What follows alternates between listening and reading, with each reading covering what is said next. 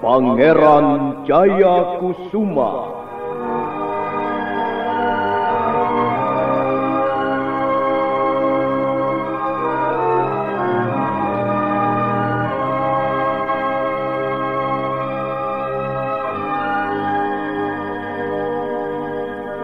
Sebuah serial drama radio yang dipersembahkan oleh Teater Sanggar Cerita dan Sanggar Prativi bekerja sama dengan PT Bayer Indonesia.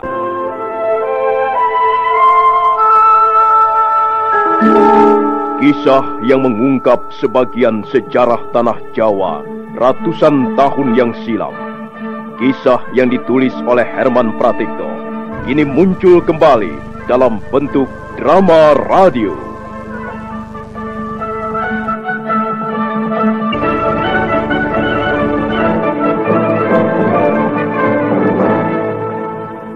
Naskah disusun dan diolah oleh S. Tijab, teknik dan montase Rudi Tinangon dan M. Pranoto, sutradara E.W.S. Yuwono. Syaratnya mudah, lagi pula cukup menyenangkan. Masa Tuan Putri belum bisa meraba maksudku? Jangan berbelit-belit, Wirabumi. Katakan saja terus terang. Syaratnya ialah Tuan Putri sudi menemani aku tidur malam ini. Bagaikan halilintar, kata-kata Arya Wirabumi terasa menyambar dada Retno Marlangen. Untuk sesaat lamanya, gadis itu terenganga, tapi kemudian mendadak wajahnya menjadi merah. Matanya beringas karena menahan hawa marah. Wirabumi, seumur hidupku, baru kali ini kutemukan orang seperti dirimu. Kaulah manusia paling kotor yang pernah kujumpai. Orang tua tak tahu diri. Sudah berdiri di tepi liang kubur masih bertingkah.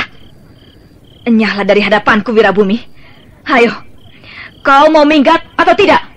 Atau kau ingin kupatahkan batang lehermu?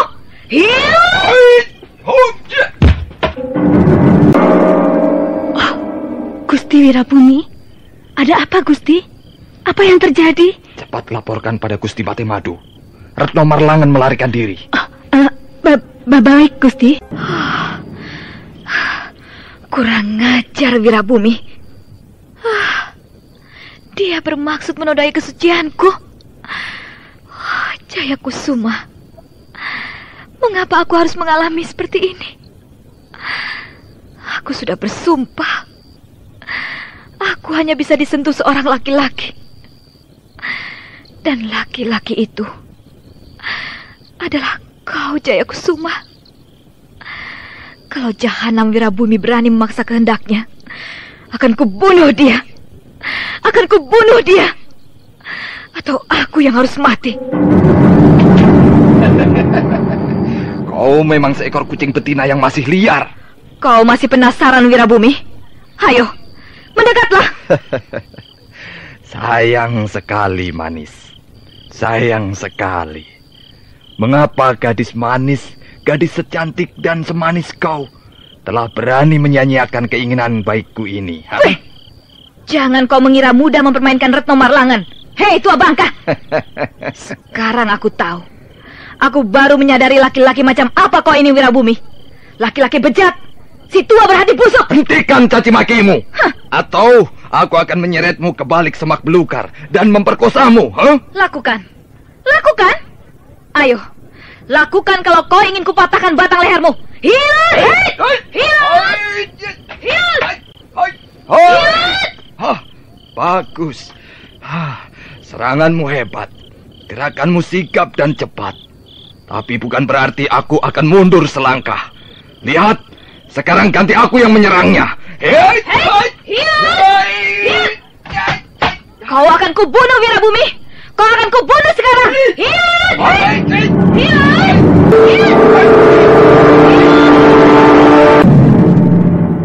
Retno Marlangen bertarung dengan sengit.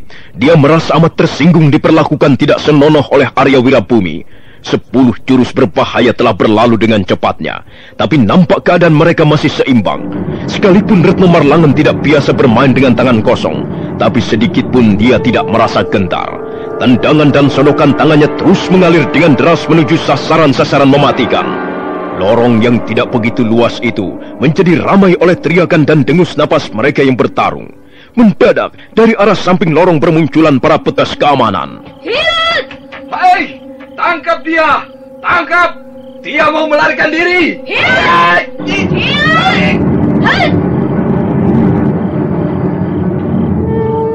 Gusti Putri, mau kemanakah Gusti Putri? Minggirlah, Dayang.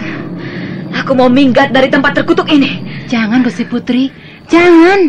Tidak seorang pun bisa keluar dengan selamat dari tempat ini.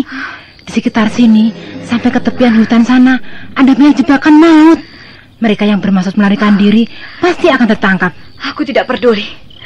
Katakan pada Gustimu Patimadu bahwa aku tidak sudi tinggal di istana celaka ini. Jangan, Gusti Putri, kumohon jangan lari. Minggirlah, Dayang. Hilang! Hilang! Nah, berilah aku jalan. Kalau kau tidak ingin roboh seperti kawanmu itu, cepat minggir. Baik, Gusti Putri. Oh, Gusti Pati, celaka Gusti. Gusti Putri Retno Marlangen melarikan diri. Ke arah mana dia lari? Ke sana, Gusti. Ke arah jebakan-jebakan maut di sebelah sana. Ayo, Paman Wirabumi, kita kejar dia. Kalau sampai terlambat, gadis tolol itu pasti akan binasa termakan jebakan maut. Mari, Gusti. Sebaiknya kita ambil jalan pintas, Gusti.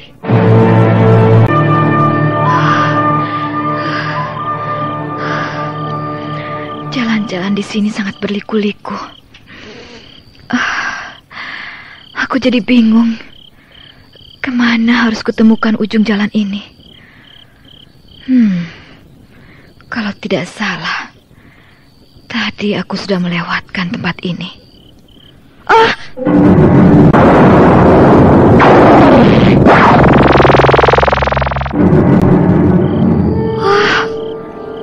Sebuah batu besar dipasang di atas pohon sebagai jebakan. Iya, untung aku cepat menghindar. Kalau tidak, tentu sudah remuk kepalaku. Aku harus berhati-hati sekali. Di tempat ini banyak dipasang perangkap maut.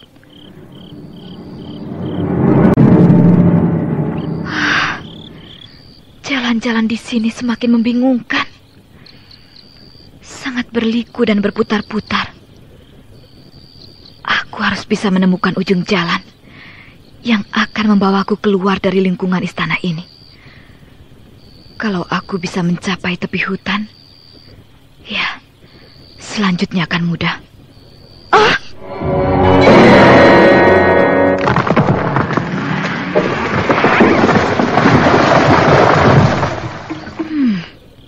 Tidak kusangka pohon yang kupergunakan bersandar ini ternyata juga sebuah perangkap. Untung aku segera melompat. Nah, aku yakin di depanku juga ada perangkap.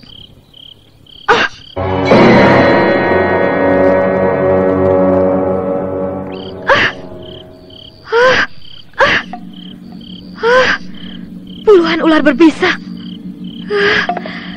Mengerikan sekali. Dan ular-ular itu agaknya sengaja dibuat lapar supaya ganas. Kemana aku harus lari? Ya, aku harus bisa melompati pagar bambu di depan itu. Ya, untung-untungan. Kalau sampai gagal, tubuhku akan jatuh dan dikeroyok ular berbisa. Baiklah, aku akan menggunakan ilmu kapas yang pernah diajarkan Eyang Raganata. Dia!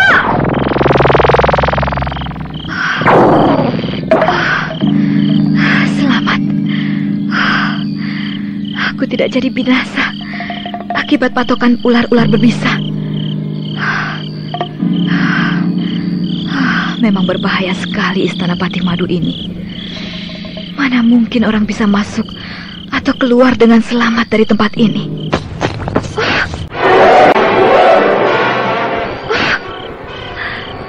Tombak sebesar itu. Aduh, kalau saja dia mengenai dadaku, tentu sekarang ini Retno Marlangan hanya tinggal sebuah nama. Tapi aku tidak akan sudi menyerah. Aku harus bisa keluar dari tempat ini. Harus bisa. Gila, dia sudah melewati 6 buah jebakan maut, Gusti. Sudah kukatakan dia bukan wanita sembarangan. Kalau hanya mempunyai kepandaian tanggung-tanggung, dia pasti sudah akan menjadi korban sejak perangkap yang pertama atau kedua. Sebenarnya, sejak semula hamba sudah tidak setuju dengan siasat Gusti Patih. Aku sudah memperhitungkannya, Paman Wirabumi. Bagiku kepercayaan dari Retno Marlangan adalah yang paling utama. Tapi siasat ini sangat berbahaya, tuanku. Untung saja dia bisa selamat sampai saat ini. Dia bisa melewati barisan ular berbisa. Dia bisa selamat dari hantaman tombak raksasa ataupun perangkap pohon tumbang. Jangan-jangan dia bisa selamat dan berhasil keluar dari istana Gusti Patih. Itu tidak akan terjadi, Paman Wirabumi. Kalau melihat jejak kakinya, aku yakin sekarang dia sudah sampai di perangkap yang paling berbahaya. Perangkap sumur beracun. Iya, hamba baru ingat. Perangkap sumur beracun. Mana mungkin dia bisa lolos dari kematian jika sampai jatuh ke dalam sumur itu. Karena itu tunggulah di sini, Paman. Biar aku sendiri yang akan menyelesaikan permainan maut ini. Lalu hamba, apa yang harus hamba kerjakan di sini, Gusti? Paman Wirabumi kembali saja ke istana. Perintahkan agar seluruh prajurit tenang dan dalam keadaan siap siaga. Sebentar lagi, aku akan kembali membawa Retno Marlangan. Pangeran Jayakusuma.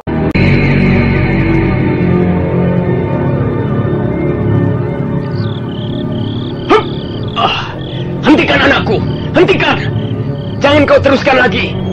Cukuplah sampai di sini dan marilah kembali ke istana bersamaku. Kaukah itu Patih Madu? Kau selalu membujuk aku, merayu aku dengan sebutan anakku, anakku, anakku. Aku bukan anakmu dan kau bukan orang tuaku. Terserah, tapi aku akan tetap menganggapmu sebagai anakku. Biarlah kau menyakiti hatiku, tapi kau akan tetap kupanggil dengan anakku. Pergilah kau, tinggalkan aku sendiri di tempat ini. Aku tidak membutuhkanmu, tidak membutuhkan siapa-siapa. Apakah kita tidak bisa bicara dengan baik, anakku? Apakah kau sudah demikian membenci aku hingga seperti itu sikapmu? Setelah menyaksikan perbuatan Wirabumi, orang kepercayaanmu, aku tidak bisa lagi yakin dengan maksud baikmu. Kau pun pasti tidak jauh berbeda dengan orang kepercayaanmu itu. Aku bahkan baru sadar sekarang bahwa aku berada di dalam sarang buaya. Dan sekarang, aku sudah memutuskan untuk pergi dari tempat ini. Kau keliru, anakku. Jangan menyamaratakan orang. Aku bukan Wirabumi, dan Wirabumi bukan Patih Madu. Kalau memang Wirabumi telah berlaku kasar terhadapmu, dia telah berbuat tidak senonoh padaku. Tuh. Nah, kalau itu persoalannya, marilah kita selesaikan dengan baik. Istana ini pun, walau tidak sebesar istana Majapahit, juga mempunyai hukum. Tidak. Aku tidak mau tahu lagi soal hukum. Aku tidak peduli soal istanamu ini. Persoalan sudah kuanggap selesai sampai di sini. Dan sekarang, aku mau pergi. Jangan nekat, anakku. Percayalah, kau tidak akan bisa keluar dari tempat ini. Karena sekitar tempat ini kau pasang puluhan jebakan maut. Akan kulihat, akan kubuktikan bahwa jebakan maut yang kau pasang tidak ada artinya bagiku. Jangan, anakku, jangan. Jangan mundur lagi. Hentikan, anakku, hentikan.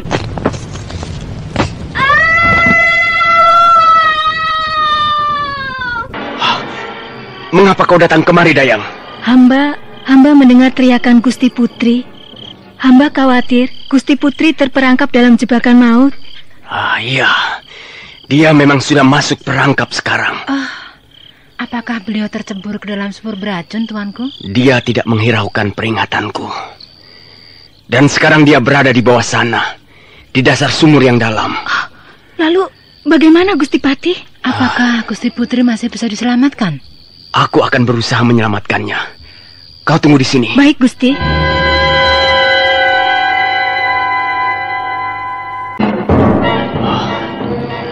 Aku terpaksa turun ke dasar sumur. Kalau sampai terlambat, dia pasti akan lemas dan mati. Baiklah, akan kupergunakan ilmu menyimpan napas. Dengan begitu, aku tidak akan terpengaruh oleh daya bunuh uap beracun di dalam sumur.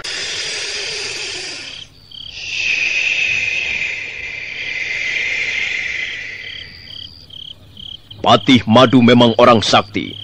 Barangkali kesaktiannya bisa disejajarkan dengan Mapatih Gajah Mada sewaktu masih mudanya dulu. Dia memiliki ilmu menyimpan napas. Dengan ilmu itu dia bisa tahan setengah hari berada di bawah permukaan air. Maka setelah membaca mantranya, Patih Madu segera merangkak turun ke dalam sumur. Hayo, bantu aku mengangkatnya. Mengapa kalian hanya melongo saja? Bantu aku cepat. Baik, Gusti Patih.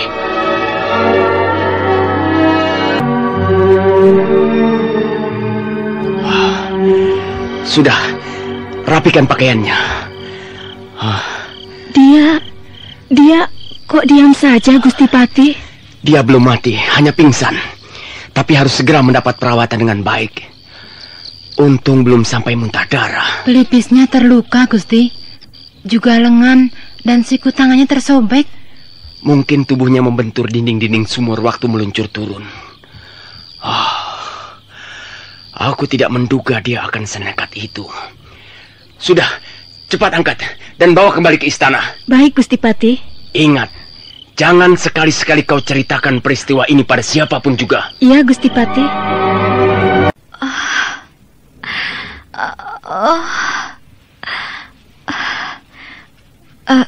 Kau dayang-dayang. Iya, Gusti Putri.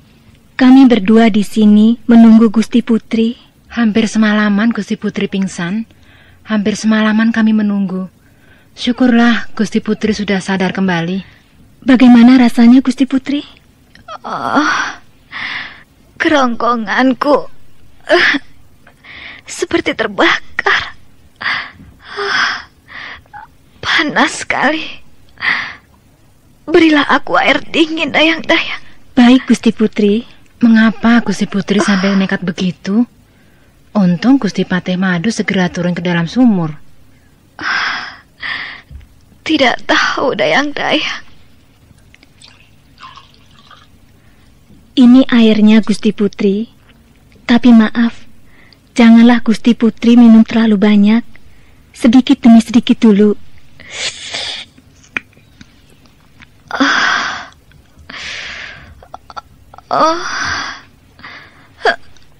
Leherku seperti tercekik. Gusti Putri telah menghirup uap beracun di dalam sumur. Iya, aku ingat. Waktu Patih Madu berteriak melarangku mundur, kakiku terperosok ke dalam sumur. Kemudian aku merasakan hawa yang sangat panas dan bau yang tidak enak memenuhi rongga pernapasanku. Kemudian aku tidak ingat apa-apa lagi. Semuanya menjadi gelap. Jadi Patih Madu sendiri yang telah menolongku, dayang-dayang. Benar, Gusti Putri. Gusti Patih Madu sendiri yang turun ke dalam sumur untuk mengangkat tubuh Gusti Putri. Gusti Patih? Bagaimana dayang-dayang? Apakah dia sudah sadar? Sudah, Gusti Patih. Beliau sudah siuman kembali. Tapi nampaknya tubuhnya masih sangat lemah. Keluarlah kalian berdua. Tinggalkan kami. Baik, Gusti Patih. Pangeran Jayakusuma. Nah, bagaimana sekarang? Kau tentu merasa puas setelah kejadian ini semua. Maafkan aku. Maafkan aku. Tentu saja aku memaafkanmu. Tapi bukan itu soalnya. Kau telah membuat geger istana ini. Semua orang kalang kabut. Aku ikut kalang kabut. Mengapa kau tidak biarkan aku mati saja di dalam sumur? Mengapa kau harus bersusah payah menolong aku? Mengapa kau berpikir seperti itu? Goblok. Tidak punya perasaan. Kau pikir aku ini apa? Kau pikir aku ini seorang pembunuh? Kau pikir aku ini orang yang tidak punya hati? Aku bermaksud baik padamu. Aku ingin mengangkatmu ke tempat yang setinggi-tingginya. Aku ingin menghapus luka-lukamu yang sudah seperti borok. Aku ingin melindungimu dari orang-orang yang tidak bertanggung jawab, yang pernah kau temui di jalanan, dan yang sedang mengincarmu di jalanan. Tapi, seperti inikah balasanmu? Seperti inikah jawabanmu? Kau bahkan melempariku dengan seonggok kotoran. Aku memang salah. Dan aku sudah minta maaf. Dan aku sudah memaafkanmu, bukan? Dengar, aku sudah memaafkanmu. Lalu aku harus bagaimana? Lah, kau mau apa? Kau mau apa? Entahlah. Aku tidak tahu aku mau apa. Bohong. Dusta. Sungguh, Tuhan. Aku tidak tahu lagi apa yang akan kulakukan. Aku tidak tahu lagi tentang hidupku sendiri. Otakku sudah pepat. Karena kau tidak mau melihat kebaikan orang. Kau hanya melihat dirimu sendiri, tapi kau tidak bisa menipu aku. Jangan kau kira aku tidak bisa membaca isi hatimu. Aku tahu, dalam hati kecilmu kau masih menyimpan niat untuk melarikan diri dari istana ini. Begitu bukan? Hah? Iya, begitu bukan? Kalau kau tidak betah, tidak kerasan tinggal di istanaku ini, mengapa kau tidak berkata terus terang? Mengapa harus memakai jalan mencuri-curi? Kau kira aku tidak akan memberimu izin kalau kau mau minggat dari sini? Aku sudah bersusah payah menolongmu. Aku sudah banyak berkorban untukmu. Tapi aku tidak sudi kau lempari dengan seonggok kotoran. Sudahlah, Tuhan. Sudahlah. Aku tak akan mengulanginya lagi. Aku tak akan melarikan diri lagi. Ketahuilah, aku tidak pernah memaksamu tinggal di istana ini. Kau percaya bukan? Iya, aku percaya. Nah, katakanlah, sewaktu-waktu kau ingin pergi, kau tinggal mengatakannya padaku. Dan akulah yang akan membukakan pintu untukmu. Akulah yang akan mengantarkanmu. Tapi aku tidak tahu. Seandainya kau ingin pergi dari sini, kemanakah tujuanmu? Rumah siapakah yang akan kau tuju? Dan siapakah orang yang ingin kau temui? Aku memang tidak mempunyai siapa-siapa lagi di dunia ini. Atau kau ingin mencari kekasihmu, Pangeran Jayakusuma? Tidak. Tidak. Mengapa tidak? Janganlah Tuhan membuat lukaku bertambah parah. Janganlah hal itu diungkit-ungkit lagi. Riwayatku bersama Jayakusuma sudah berakhir, Tuhan. Anakku,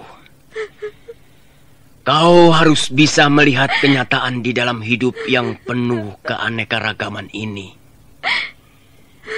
Kau harus segera menjadi dewasa. Dan kau bisa disebut dewasa kalau sudah bisa memilih mana yang terbaik untukmu dan mana yang tidak boleh kau lakukan. Mengenai bekas kekasihmu itu sebaiknya tidak terlalu kau pikirkan. Kau tahu, anakku, hidup amat luas, teramat luas. Kita dikelilingi cakrawala yang tak terbatas. Dan ada banyak jalan untuk memperoleh kebahagiaan. Tapi ketahuilah, orang yang bermimpi, yang tercekam masa lalunya, yang tidak mampu lagi melihat kenyataan, adalah orang yang paling tidak berbahagia. Bagaimana? Kau setuju dengan pendapatku itu? Aku setuju, Ayahanda. Alangkah merdunya jawabanmu kali ini, Ayahanda. Bolehkah aku mendengarnya sekali lagi?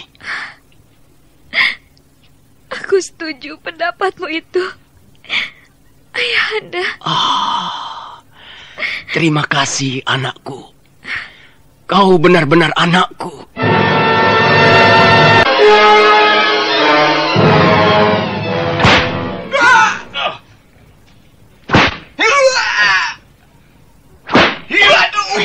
Ya, cukup. Nah, lihatlah anakku. Lihat dan saksikan keadaan orang itu. Dia memang orang kepercayaanku. Namanya Arya Wirabumi. Dia bekas pendekar yang kuambil dari Lembah Hitam. Tapi karena dia telah berani berbuat kurang ajar kepadamu, maka dia harus dihukum. Nah, saudara pendengar, bagaimanakah kisah selanjutnya? Silakan menunggu kelanjutan kisah Pangeran Jayakusuma ini pada episode berikutnya, yang dipersembahkan oleh Revagan, tablet anti flu buatan Bayer, manjur dan cepat kerjanya. Sampai jumpa.